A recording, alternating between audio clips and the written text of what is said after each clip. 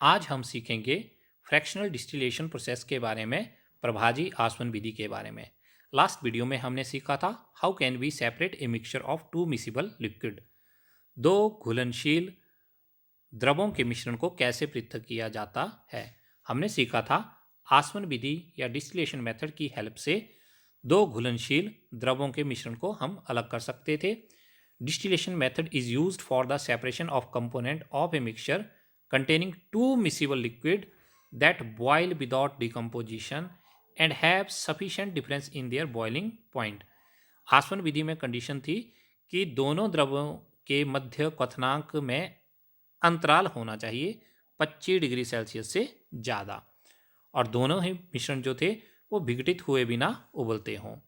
तो ये तो हमने जाना था डिस्टिलेशन मेथड के बारे में।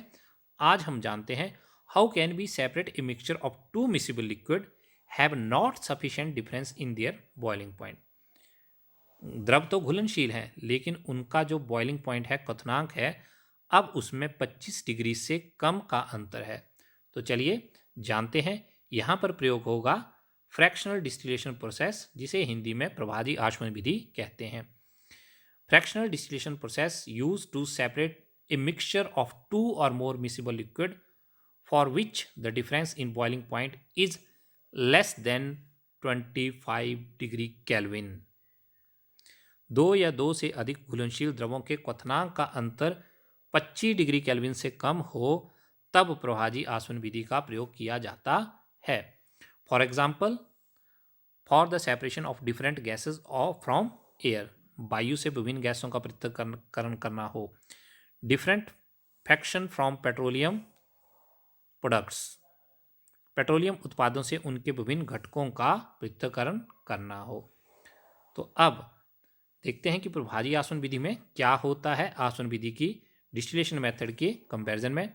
The apparatus is similar to that for simple distillation, उपकरण साधारण आसवन के समान ही होते हैं, except that the fractionating column is fitted in between the distillation flask and the condenser. केवल आसवन फ्लास्क और संगणक के बीच एक प्रभाजी स्तंभ का प्रयोग किया जाता है। A simple fractionating column is a tube packed with glass beads. साधारण प्रभाजी स्तंभ एक नली होती है जो शीशे के गुटकों से भरी होती है। The beads provide surface for the vapour to cool and condense repeatedly, और ये गुटके वाष्प को ठंडा और संघनित होने के लिए सतह प्रदान करते हैं। तो चलिए डायग्राम देखते हैं। हमने डायग्राम में पिछली बार देखा था कि इसी फ्लास्क के साथ यहाँ पर थर्मोमीटर लगा था जब सिंपल डिस्टिलेशन मेथड की बात कर रहे थे, लेकिन यहाँ पर क्या है, यहाँ पर एक फ्रैक्शनल कॉलम लगाया गया है। फ्रैक्शनल कॉलम के बीच में ग्लास बीड है और थर्मोमीटर भी फ्रैक्शनल कॉलम में ही लगाया गया है। यहाँ से बॉयल होके धीरे धीरे ऊपर की ओर लिक्विड जाएंगे और यहाँ से कंडेंस होके वो यहाँ पर कलेक्ट किए जाएंगे। How can be obtain different gases from air, वायुमंडल से अगर हमने अलग अलग गैसों को प्राप्त करना है तो हम कैसे करेंगे। एयर इज होमोजीनियस मिक्सचर, वायु एक समांगी मिश्रण है, and can be separated into its component by fractional distillation, और यहाँ पर भी प्रभाजी आसवन विधि का ही प्रयोग किया जाएगा। तो चलिए देखते हैं डायग्राम के माध्यम से। एयर, अब हमने एयर को कंप्रेस करना है और कूल करना है। Compress and cool by increasing pressure and decreasing temperature. अब एयर जो है प्रेशर इंक्रीज करने पर और टेम्परेचर डिक्रीज करने पर लिक्विड एयर में कन्वर्ट हो चुकी है। अब लिक्विड एयर को allow to warm up slowly in fractional distillation column, अब इसको फ्रैक्शनल डिस्टिलेशन कॉलम में धीरे धीरे गर्म किया जाएगा। Gases get separated at different Heights, अब ये गैसें अलग अलग ऊंचाई पर जो ये टेम्परेचर बताया गया है बॉइलिंग पॉइंट इनका यहाँ पर मिलेंगी।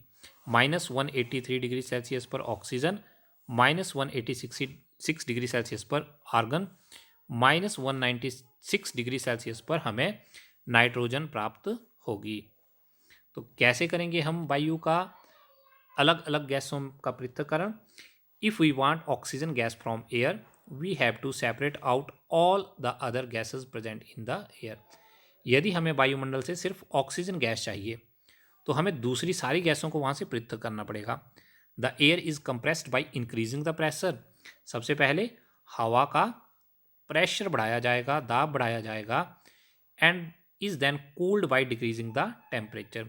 और उसके बाद टेम्परेचर को कम करके उसे ठंडा किया जाएगा, और ऐसा करने पर हमें लिक्विड एयर जो है वो प्राप्त हो जाएगी, द्रवित गैस प्राप्त हो जाएगी। This liquid air is allowed to warm up slowly in fractional distillation column. फिर इसे प्रभाजी आसवन स्तंभ में धीरे धीरे गर्म किया जाएगा, where gases get separated at different height. और वहाँ पर गैसें विभिन्न विभिन्न ऊंचाइयों पर अपने क्वथनांक के अनुसार, बॉइलिंग पॉइंट के अनुसार अलग हो जाएंगी। तो चलिए देखते हैं डायग्राम में क्या होता है, कैसे होता है। देखिए यहाँ से एयर एंटर की, और यहाँ पर एयर को एंटर होते ही उस पर हमने प्रेशर बढ़ा दिया। प्रेशर के बढ़ने पर ही एयर थोड़ी गर्म हो जाएगी, और जैसे ही यहाँ पहुँचेगी तो यहाँ पर हमने फ्रीजिंग कोल्ड वाटर का इनलेट है, बहुत ठंडा पानी है जो इस पाइप के माध्यम से जा रहा है, तो ये गर्म हवा को ठंडा कर दे रहा है। हवा एकदम से ठंडी हो रही है।